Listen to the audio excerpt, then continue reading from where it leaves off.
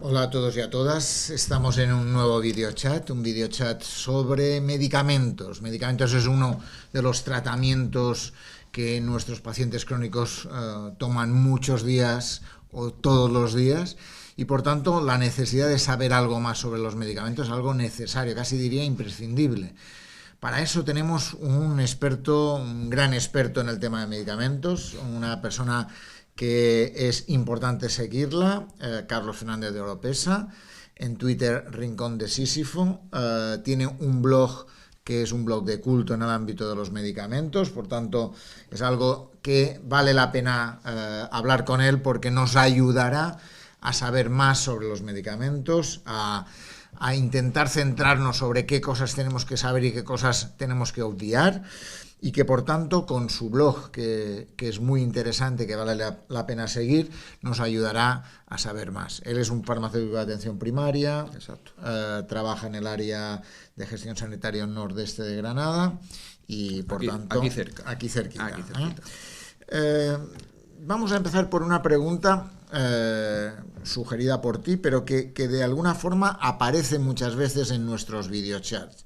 Y es, ¿dónde busco para encontrar la información que sea buena? Que no me encuentre cosas que no son, sino fuentes de información que vale la pena saber y que vale la pena seguir. Bueno, en primer lugar, buenos días a todos y a ti muchas gracias por darme la oportunidad de ponerme en contacto con todos, ¿no? La pregunta es muy interesante porque en los últimos años, con la irrupción de Internet, hemos visto que hay más información sobre medicamentos y sobre tratamientos en la red que nunca, ¿no? La información se ha hecho muy accesible y no siempre esa información es de la calidad que nos gustaría. Hay realmente mucho ruido de fondo en relación a los tratamientos farmacoterapéuticos.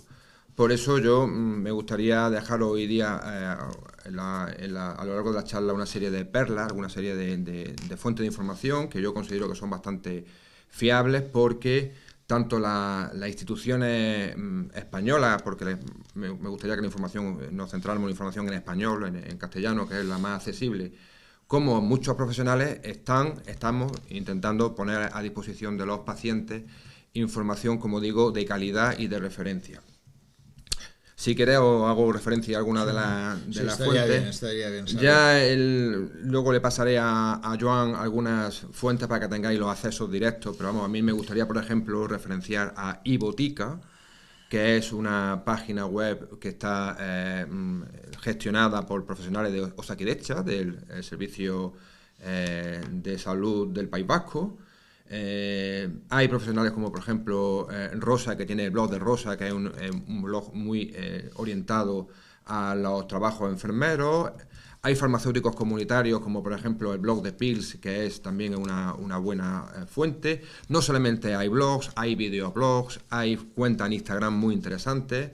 Está como por ejemplo la de ¿Qué me das para?, que es otra fuente. En fin, hay muchas fuentes que están, como digo, referenciadas por profesionales, por instituciones, y dentro de esta última me gustaría hacer referencia a que la Agencia Española de Medicamentos y Productos Sanitarios tiene disponibles las fichas técnicas de los medicamentos y los prospectos en la página web y también en una app que cualquiera puede consultar en su teléfono o en su dispositivo móvil. Cuéntanos un poco, por ejemplo, en iBotica, ¿qué puede encontrar un paciente en iBotica? Que es una fuente muy interesante de información de medicamentos para la ciudadanía, realmente. Está realmente dirigido específicamente no a profesionales de la salud, sino a pacientes y sus cuidadores. Y en esa web podemos encontrar dos tipos de productos. Uno son fichas, que son infografías muy breves, sobre temas concretos, y también tienen vídeos abordando temas relacionados con los medicamentos. Es una fuente, como digo, está muy actualizada y está hecha por profesionales del Servicio Vasco de Salud, como he comentado anteriormente, y es una de las fuentes de referencia en castellano, no solamente a nivel español, sino a nivel mundial. Muy bien, por tanto, vale la pena seguir. Luego has comentado algunos blogs de profesionales. El blog de Rosa es una profesional que hace videoblogs, básicamente. Hace videoblogs, sí, ya Internet cada vez es más vídeo y menos texto, ¿no? Eso es una cosa. Y los blogs siguen teniendo su lugar. Hay una blogosfera sanitaria en español muy interesante, no solamente aquí en España, sino también al otro lado del Atlántico. Pero cada vez la gente va buscando el videoblog porque los mensajes son más amenos y son más fáciles de seguir. Y uno de ellos, como has comentado, es el blog de Rosa, que lleva ya muchos años, o el ¿Qué me das para? Rosa es enfermera y ¿Qué me das para? Son farmacéuticos comunitarios, y en ambos podemos encontrar esa información redundante que muchas veces recibimos en la consulta. Por ejemplo, cómo se aplica un colirio, cómo se pone un supositorio, cómo se administra un medicamento inhalatorio, que son esa información redundante que nos da la enfermería, que nos da el médico de familia, que nos da el especialista hospitalario, y que muchas veces cuando estamos en la casa pues no recordamos exactamente cuál era la técnica, y sin embargo a través de estas fuentes pues tenemos una información fiable, una información fidedigna, proporcionada o avalada por profesionales de la salud, que está accesible las 24 horas del día, los 7 días de la semana. Bien, pues ya tenemos una primera información, y es que es importante ir a buenos sitios para encontrar información y no en cualquier sitio, básicamente. Y no en cualquier sitio. Es importante seleccionar la información y, bueno, a través del blog de la Escuela de Pacientes dejaremos algunas perlas y algunos sitios interesantes de referencia en los que acudir en busca de esa información. Vale, perfecto. Pues muy bien, ya tenemos una primera idea sobre lo que es importante tener. Hay una persona, Lola, dice que ha sido recién diagnosticada de fibromialgia, dice que le surgen muchas dudas respecto al uso continuo de medicación para el dolor. Sí. El dolor es un tema complicado y difícil, como sabemos. Sí. Y dice, ¿cuáles son los medicamentos más perjudiciales a largo plazo? En el dolor se utilizan muchos medicamentos que van desde el paracetamol, conocido por todos, hasta medicamentos como los antiinflamatorios no esteroideos, medicamentos de uso común como el diclofenaco, como el ibuprofeno, y ya de una forma escalonada los médicos acceden a medicamentos más complejos como la pregabalina, y últimamente se están utilizando mucho los opioides, el fentanilo, la oxicodona, la morfina, etcétera, etcétera. No hay medicamento totalmente seguro para el dolor. Lo que sí podemos hacer es, siguiendo las recomendaciones de los profesionales de la salud, médicos, farmacéuticos y por supuesto de los enfermeros, intentar mitigar o acotar esos riesgos asociados a los medicamentos.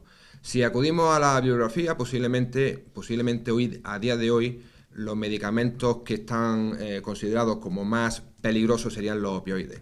El Ministerio de Sanidad español publicó hace un tiempo a través de la página del ISMP el proyecto MARC, en el que se referencian los grupos terapéuticos, los medicamentos concretos que son de especial riesgo en pacientes crónicos. Yo creo que es interesante que los pacientes crónicos, que esos pacientes que muchas veces tienen tratamiento, a mí no me gusta hoy decir hoy en día de por vida, porque los tratamientos cambian, porque los pacientes cambian, pero bueno, pero esos tratamientos que son considerados tratamientos de uso continuo, pues en esa web, el proyecto MARC definió los medicamentos, la lista de medicamentos que son más peligrosos, que son de mayor riesgo para los pacientes, y entre ellos, como acabo de comentar, están los opioides, pero hay otros medicamentos asociados al tratamiento del dolor. Por tanto, no hay tratamiento totalmente seguro, hay que seguir las indicaciones de los profesionales y solamente así conseguiremos, como he comentado anteriormente, mitigar los riesgos y acotarlos. Muy bien, pues ya tenemos una información más. Dice, respecto a la medicación específica para la fibromialgia, que nos cuenta Lola que tiene, he leído que hay analgésicos que al tener un efecto acumulativo en el organismo, sí, bajan la intensidad del dolor de una forma continuada en vez de tomar a demanda, como me han dicho mi médico de cabecera, que tampoco me ha dado mucha más información. En la pregunta que nos hace Lola, lo que subyace es una relación con su médico mejorable. El dolor es muy complicado, el dolor no es un padecimiento, un síntoma puramente físico, sino que también tiene unos componentes psicológicos bastante importantes, sobre todo en pacientes con fibromialgia y patologías relacionadas. Y quizá Lola debería de hablar con el médico las reticencias que tiene en torno a su tratamiento y aclararlas, ¿no? La escala analgésica de la OMS es muy clara, aunque está específicamente orientada al tratar el dolor agudo y el dolor oncológico. Realmente esa escala nos recomienda hacer un uso continuo de los medicamentos, no un uso a demanda, sino un uso continuado. Y sobre ese uso continuado, utilizar los medicamentos a demanda solamente en aquellos casos de necesidad. Por tanto, yo le recomiendo seguir las instrucciones que le ha dado su médico, y esos temores que tiene ella y esa inseguridad y esa falta de información que subyace en su pregunta, bueno, que la aclare con su médico, que yo creo que va a ser lo más razonable. Muy bien. Por tanto, la clave también una buena comunicación con los profesionales sanitarios es un elemento clave para mejorar el seguimiento de estos pacientes, ¿no? En ese sentido, ¿no? Exacto. Y de hecho también ahí el papel del farmacéutico puede ser de gran ayuda en esa historia, ¿no?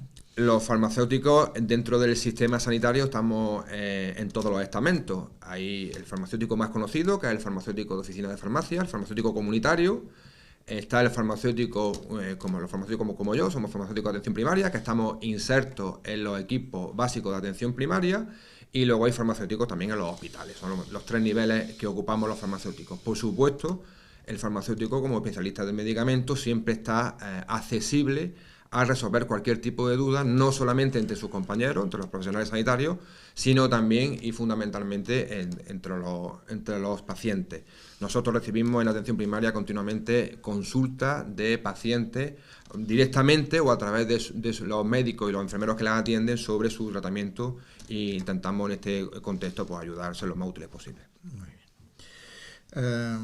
Tenemos una paciente, una persona muy habitual en nuestros videochats, que es Ana Pacheco. Ella es presidenta de la Asociación de Pacientes con Alergia y dice que como parte de una asociación de pacientes que en más de una ocasión se ha visto afectada por el desabastecimiento y la comercialización controlada de un medicamento de rescate vital como es la adrenalina, sí, que es autoinyectable, como sabéis, me gustaría preguntarle su opinión sobre este tema, ya que la mayoría de las veces estas situaciones se producen por desacuerdos económicos en los precios de venta de los medicamentos.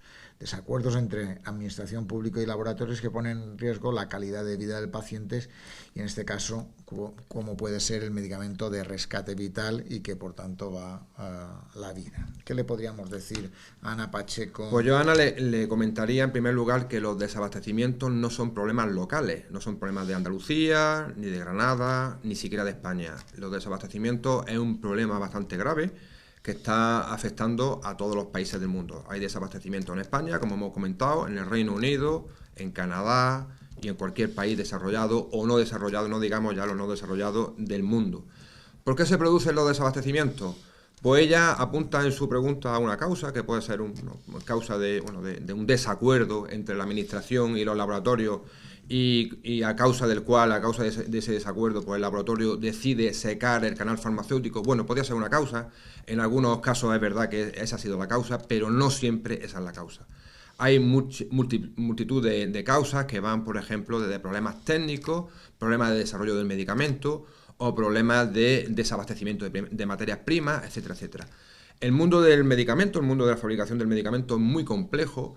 Vivimos en un mundo globalizado, eso afecta también a la producción de medicamentos, de tal manera que cualquier problema que afecte, por ejemplo, a plantas de fabricación de medicamentos que estén en Asia, en India, en cualquier sitio de eso, pues puede afectarnos directamente.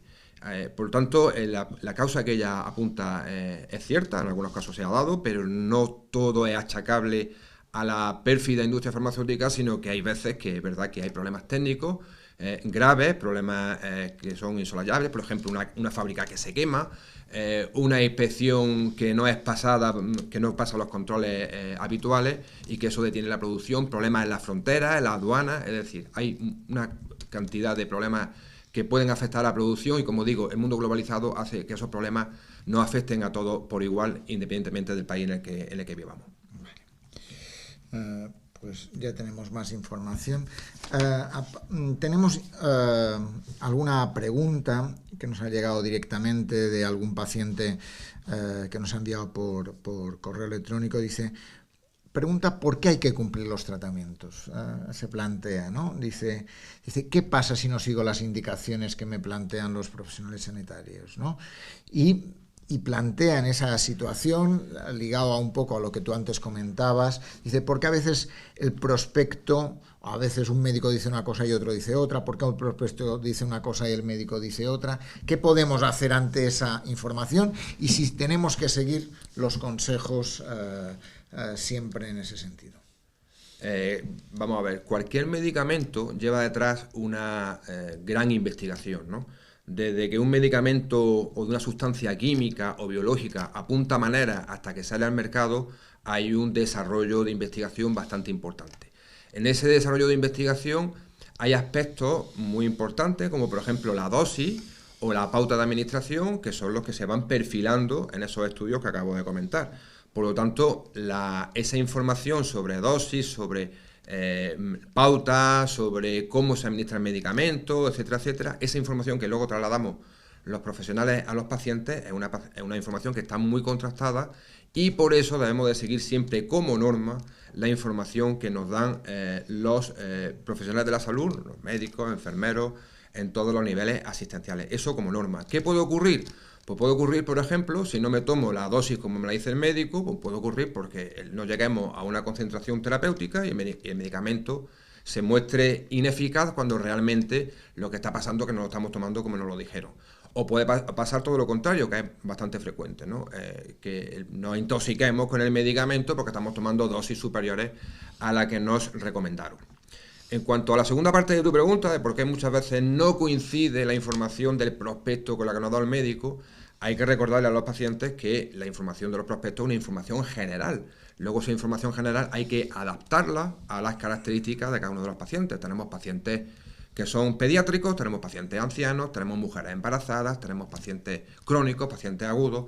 Hay muchos tipos de pacientes, los prospectos contienen, como digo, una información general y luego el médico o el farmacéutico, pues tenemos que adaptar esa información a las necesidades del paciente concreto. Por eso es muchas veces causa de discrepancia, que si no se explican bien, pues al paciente le rechinan, no le suenan bien y muchas veces son causas de falta de adherencia a los tratamientos que están en la base de muchos de los problemas que están que sufren los pacientes, sobre todo los pacientes crónicos que lo utilizan.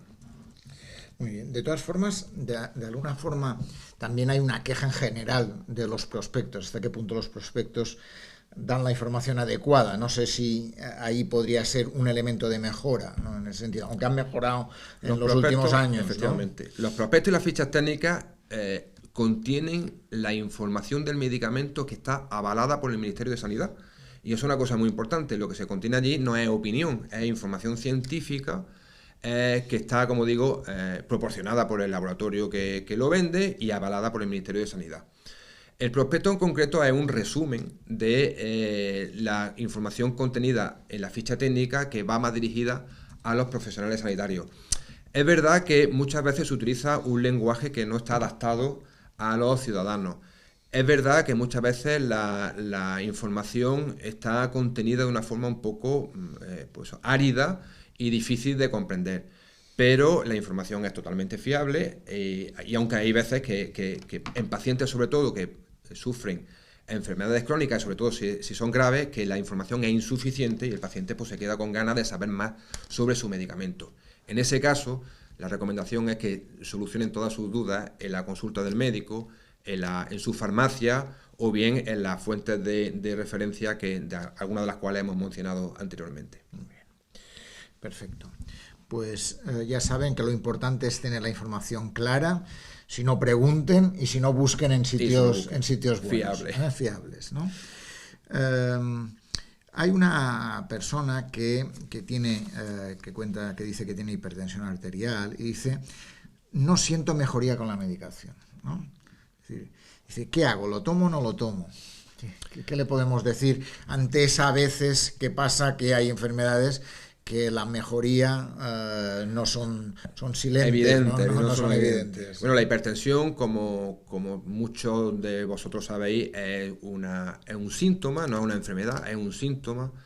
Y es un síntoma que cursa de forma, valga la redundancia, asintomática, ¿no? Que las personas generalmente no sienten la hipertensión, salvo en casos ya muy graves de una hipertensión muy grave, ¿no? Pero vamos, por lo general la hipertensión cursa de una forma silente y es normal que el paciente no sienta con su tratamiento ninguna mejora, ¿no?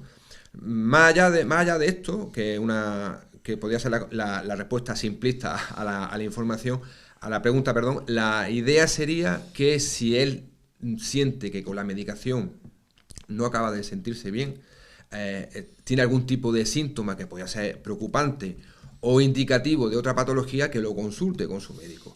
Que este tipo de consultas, que son redundantes, pero que son importantes para los pacientes, que no se queden en el tintero, sino que cuando estamos delante del profesional, las saquemos y tomemos las decisiones de forma compartida. Yo creo que una cosa muy importante es que el médico y el enfermero den información completa sobre los tratamientos, pero que esa información vaya orientada a una toma de decisiones compartida. Cuando esa toma de decisiones compartida funciona, realmente el paciente sale más convencido de la necesidad de tomar el medicamento.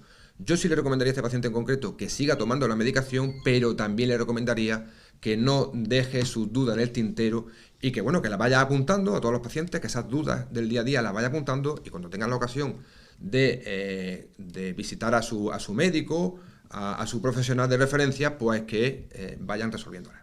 Vale, perfecto. Por tanto, has hablado de un elemento que me parece muy interesante, que es tomar las decisiones de forma compartida, ¿no? Y eso implica un trabajo del médico y del paciente, ¿no? Efectivamente. ¿No? Y un poco cómo podrían mejorar esa relación, cómo podríamos trabajar, digo, en el caso de los medicamentos, que es un tema que normalmente puede generar tensión, porque a veces dice, te receto eso, pero yo me lo tomo o no me lo tomo. O no me lo tomo, no me lo tomo. Entonces, ¿cómo podríamos hacer para mejorar esa relación? Aquí hay un trabajo muy importante que hacer, como tú has comentado, por ambas partes. Es un trabajo a realizar por los profesionales y un trabajo a realizar por los pacientes. Yo creo que aquí el elemento común es la confianza y la franqueza para entablar un diálogo terapéutico sobre la enfermedad y sobre las posibles alternativas, beneficios y posibles contratiempos, posibles daños asociados a ese tratamiento. Hay que establecer un diálogo franco, un diálogo sincero. Es verdad que la presión asistencial no favorece, las condiciones actuales de las consultas no favorecen este diálogo, pero yo creo que es vital establecer un diálogo franco, sincero, como digo, para que las decisiones que se vayan tomando no sean imposiciones, o el paciente no las viva como imposiciones, sino que sean acuerdos terapéuticos que ambos se van a afanar en cumplir en aras de mejorar el tratamiento. Muy bien, pues por tanto la clave es confianza y diálogo como un elemento para poder establecer ese y en acuerdo. algunos casos negociación. Hay que negociar pues exactamente, y la información, que la información fluya, que la información sea fiable, que la información sea la que se necesita.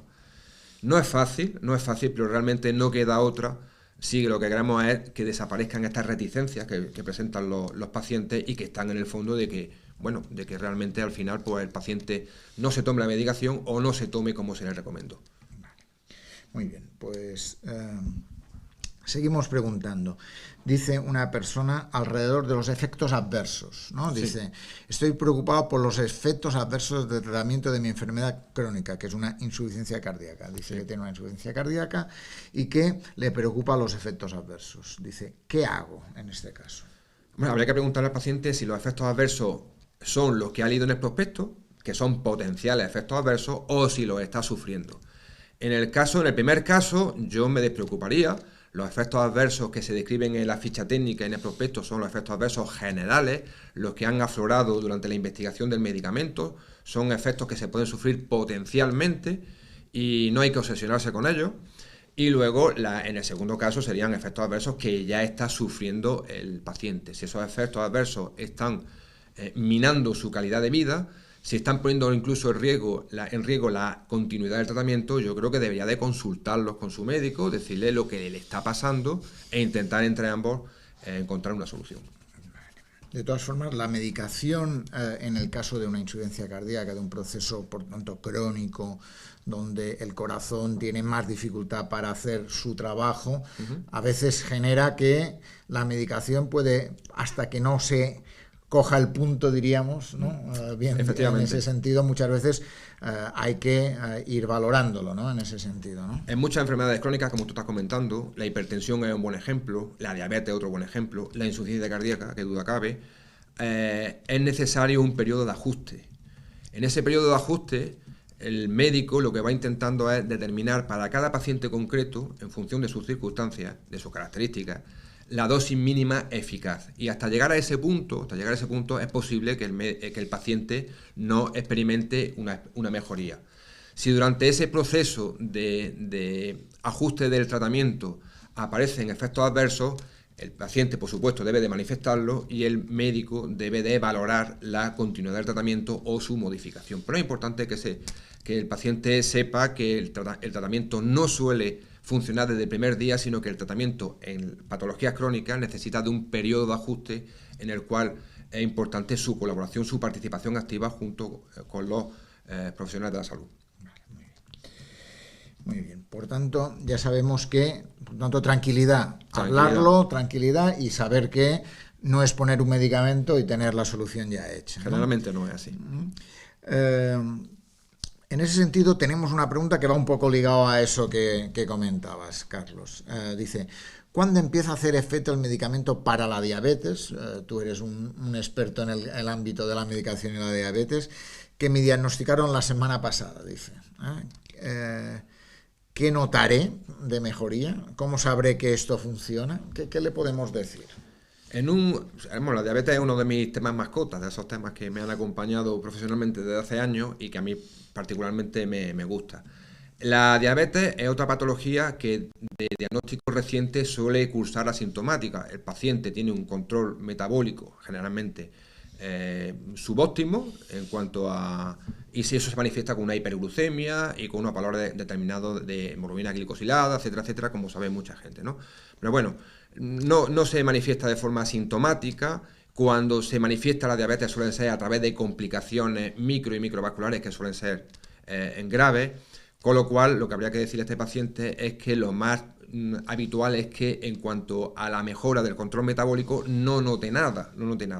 Lo que sí podría notar en relación a determinados tratamientos son, aparte de los efectos adversos que están descritos en potenciales, que están descritos en la ficha técnica y en el prospecto, sí que podría notar, por ejemplo, hipoglucemias, que son, están muy ligadas a los medicamentos anti-hiperglucemiantes que están utilizados en la diabetes, como por ejemplo la insulina o como algunos como la sulfonilurea o la incretina, ¿no?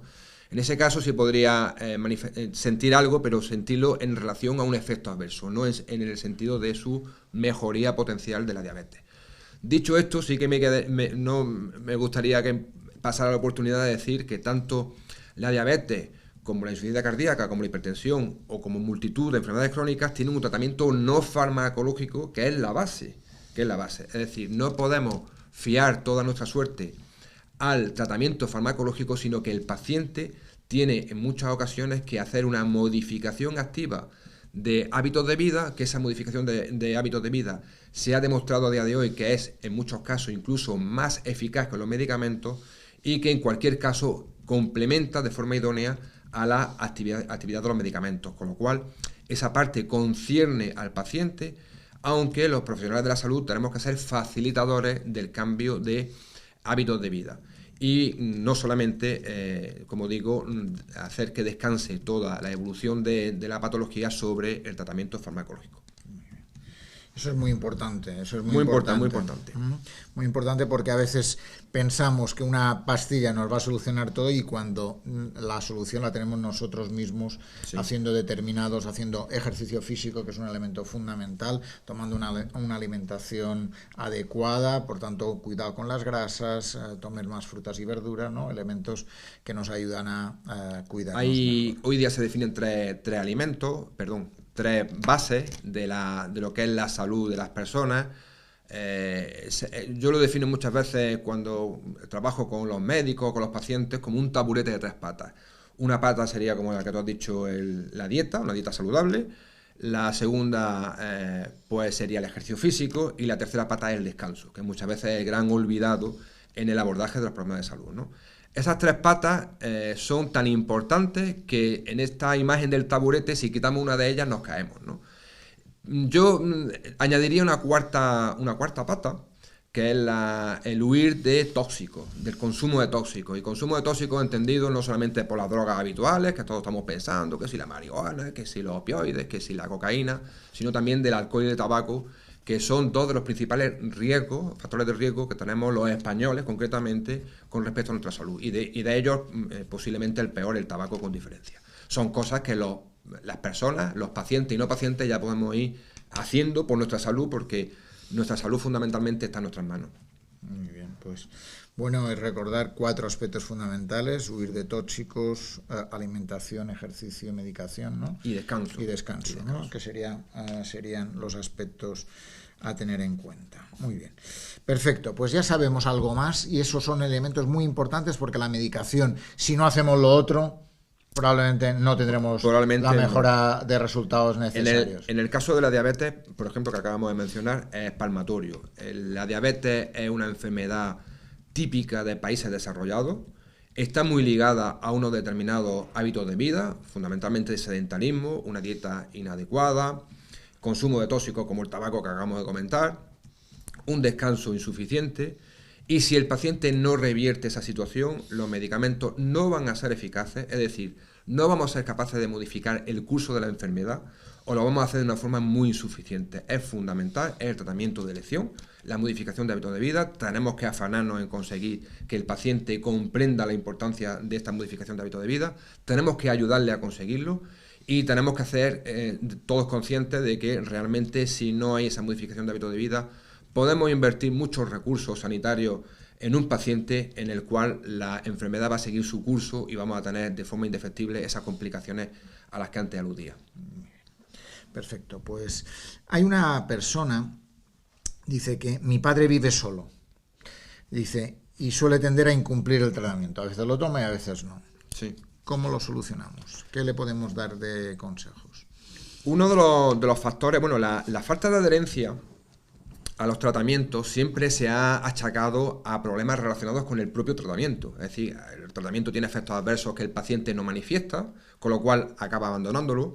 El paciente no tiene el tratamiento es muy complicado, el paciente no sabe administrarse el tratamiento de forma adecuada, etcétera, etcétera. Pero hay factores inherentes a los propios pacientes que son tan importantes o más importantes que eso que acabamos de comentar, ¿no? Uno de ellos es la red social, es la red de soporte del paciente. Hay pacientes cada vez más frecuentes que los pacientes ancianos en particular y no ancianos en general, pues vivan solos. Cada vez hay más personas que viven solas, esas personas no tienen una red de soporte, no hay nadie que les recuerde que tienen que tomarse la medicación, que le insista en la modificación de hábitos de vida, que le insista en cómo tienen que tomarse la medicación, y ese medicamento, ese tratamiento va quedando en el olvido. Es importante, bueno, hacer consciente al paciente de la importancia que se tome el medicamento, que se lo tome exactamente como se le recomendó, y es importante que ese paciente cuente con una red de soporte suficiente. En el caso de que esa red de soporte no existan unos hijos cerca, no exista un marido o una pareja en general, un vecino que se haga cargo del paciente, pues es importante también que la enfermería, el trabajo de enfermería, el trabajo comunitario, el trabajo de la farmacia, que suele estar pendiente también de este tipo de pacientes. Por tanto, ya tenemos, red de apoyo, o si no, también más institucional. De más institucional, que también estamos ahí para estar pendientes de estos pacientes. Muy bien.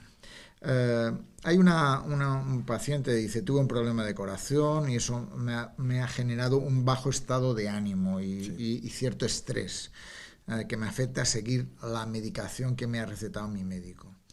Dice, ¿qué debo hacer?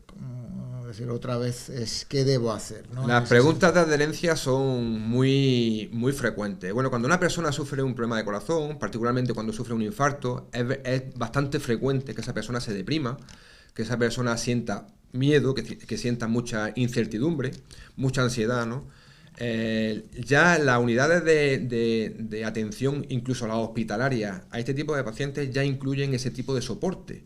Con lo cual es importante que el paciente, cuando está afectado por un problema de este tipo, acuda a esos grupos de ayuda, de autoayuda.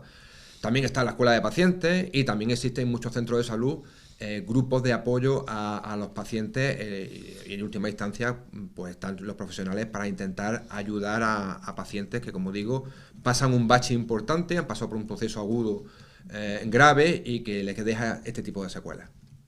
No todo es físico, sino que la parte emocional, la parte psicológica siempre está presente en los tratamientos y los tratamientos funcionan mejor en pacientes que funcionan bien. Eso es evidente. Muy bien, perfecto. Pues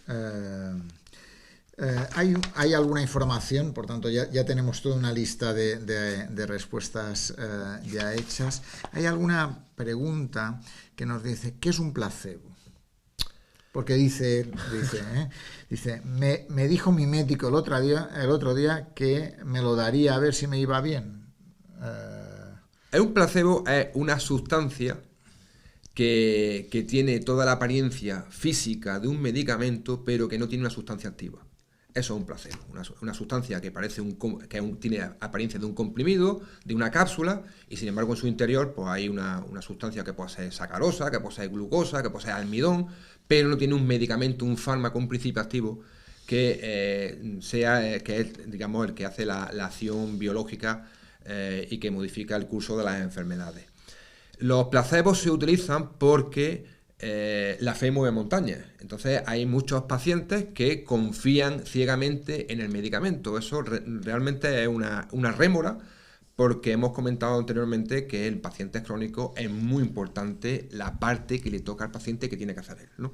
Por tanto, ¿hay que confiar en el tratamiento farmacológico? Por supuesto que sí, pero es más importante lo otro, la parte que me toca a mí de modificar, de adaptar mi vida, mis circunstancias y, por supuesto, de forma activa, participar en el tratamiento de la enfermedad. Y eso en un paciente crónico es fundamental. Eso en un paciente crónico es fundamental. Hay veces en pacientes, por ejemplo, de la esfera de la salud mental, en los cuales se utilizan placebos, pero cuando se utiliza un placebo, habitualmente el paciente no lo sabe. O sea, me extraña un poco la pregunta de que el médico haya advertido que le va a dar un placebo. No lo sabe, sino que se le hace creer al paciente que está tomando un medicamento cuando realmente no lo está tomando. No tiene el efecto. No tiene el efecto farmacológico porque no tiene medicamento, no tiene principio activo en el interior. ¿Por qué se hace esto? Pues se hace intentando aprovechar esa confianza, esa fe ciega que muchas veces los pacientes manifiestan sobre sus medicamentos cuando el médico considera que ese medicamento no es estrictamente necesario. Muy bien. Una persona dice, he tomado un medicamento caducado. ¿Puede ser tóxico? Puede ser tóxico, pero habitualmente no lo es. El medicamento, la caducidad de los medicamentos está relacionado con un concepto que los farmacéuticos manejamos, que es el T90. Es decir, cuando un medicamento se produce, como cualquier bien de consumo, va sufriendo un proceso de degradación. El medicamento que va incluido en su interior se va degradando y entonces la fecha de caducidad coincide con el momento en el cual esa actividad del medicamento es del 90% del 100% teórico. ¿Por qué? Pues se establece fundamentalmente por un problema de fraude, es decir, no podemos vender medicamentos que no hagan efecto. Entonces hay que establecer un corte, hay que establecer una fecha de seguridad y la fecha mundialmente reconocida es ese T90, ese 90% de actividad que suele coincidir aproximadamente con los 5 años en muchos medicamentos. No obstante, es importante tener en cuenta la fecha de caducidad de los medicamentos, no es un tema baladí, no es un tema menor, pero generalmente cuando se consume un medicamento caducado, las consecuencias no suelen ser de índole tóxico, sino que lo que suele pasar es todo lo contrario, es que el medicamento no es eficaz. Vale, muy bien. Ligado a eso, una pregunta más general que nos ha parecido. ¿Qué es la interacción de un medicamento? ¿Qué es que un medicamento interacciona con algo y le perjudica o cuál es la historia? Que interacciona un medicamento, hay distintos tipos de interacciones. una puede ser puramente físico-química, otras son de índole farmacocinético, pero en fin, para no liar a los pacientes con este tipo de cuestiones que son más técnicas, digamos que un medicamento interacciona con otro cuando su actividad interfiere o cuando su administración interfiere con otro medicamento. Hay veces que esto ocurre, hay interacciones que están definidas, hay interacciones incluso que son positivas. Por ejemplo, hay muchos medicamentos que se administran de forma concomitante, de forma conjunta, precisamente aprovechando esa sinergia. No todas las interacciones, por tanto, insisto, son negativas. La mayoría están previstas, pero no obstante hay interacciones que son negativas y que pueden incluso provocar que uno de los medicamentos no sea eficaz o incluso obtener un efecto adverso. Vale, perfecto. Hay una pregunta un poco más específica, digo, porque dice, ¿qué alimentos o bebidas debo evitar cuando tomo medicamento? ¿Cuándo, perdón? ¿Cuándo? ¿Qué alimentos o bebidas debo evitar cuando tomo medicamentos? Seguramente eso va ligado a cada medicamento, ¿no? Va ligado a cada medicamento. Hay medicamentos que interaccionan mucho con los alimentos en general. Y por eso recomendamos que se tomen en ayunas. ¿Qué entendemos por ayunas? Entendemos por ayunas 1 hora antes de comer, como mínimo media hora antes de comer, o un par de horas después de la comida. Y hay medicamentos que pasa todo lo contrario, que por sus características físico-químicas recomendamos que se administren junto con las comidas, o por sus características físico-químicas, o porque determinados efectos adversos, como es el caso, por ejemplo, de los antiinflamatorios no esteroideos, que son medicamentos que producen molestias gástricas, pues al estar el estómago lleno, esas molestias gástricas se minimizan.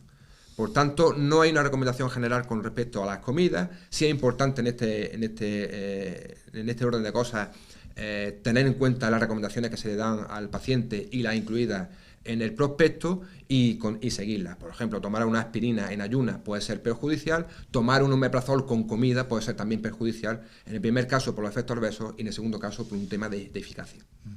¿Y el alcohol? ¿El alcohol y los medicamentos?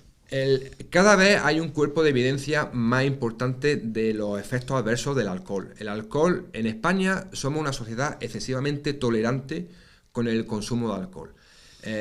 Y ya se está viendo cada vez más, de una forma más clara, que el nivel de seguridad o el consumo de seguridad del alcohol es ninguno. Teniendo esto en cuenta y partiendo de la base de que vivimos una sociedad como la española muy orientada a la calle, muy orientada a la socialización y que el consumo de alcohol es prácticamente inevitable, sí que habría que hacer una llamada a un consumo responsable del alcohol.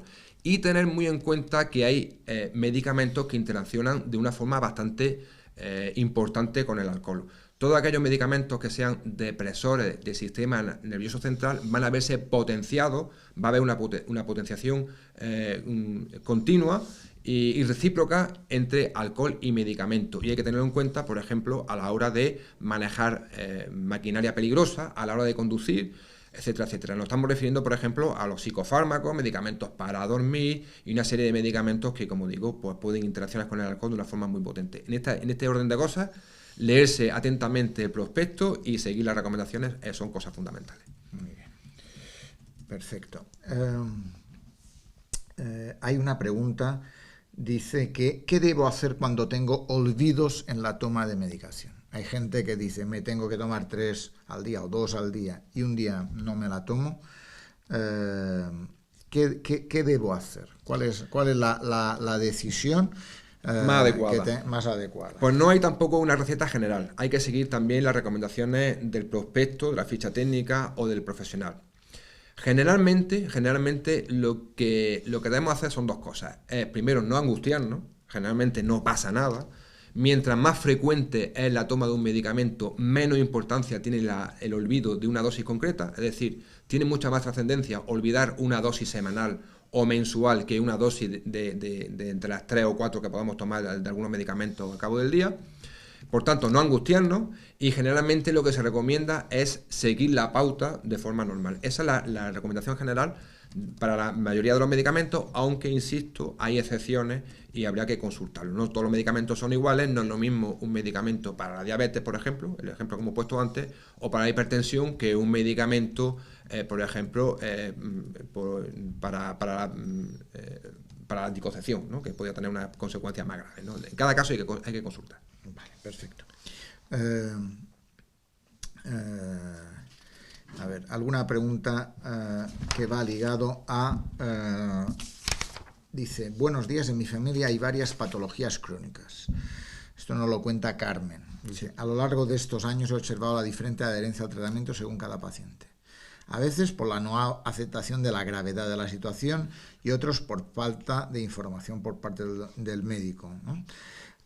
De hecho, hemos aprendido más de otros pacientes y de la asociación ya que se comparte la experiencia de una problemática de vida, ¿no? Dice, creo sinceramente que desde la atención primaria y también desde las especialidades se debería trabajar más la educación del paciente y en colaboración con las asociaciones para canalizar la necesidad de esos pacientes. ¿Cuál es su posición al respecto? Pues estoy totalmente de acuerdo con Carmen. Hace falta más trabajo conjunto porque siempre hemos empezado citando las fuentes de información fiables de los medicamentos y se nos ha olvidado una muy importante, que son las sociedades o las asociaciones de pacientes. Cada vez hay más asociaciones de pacientes. Las asociaciones de pacientes están presentes en la red.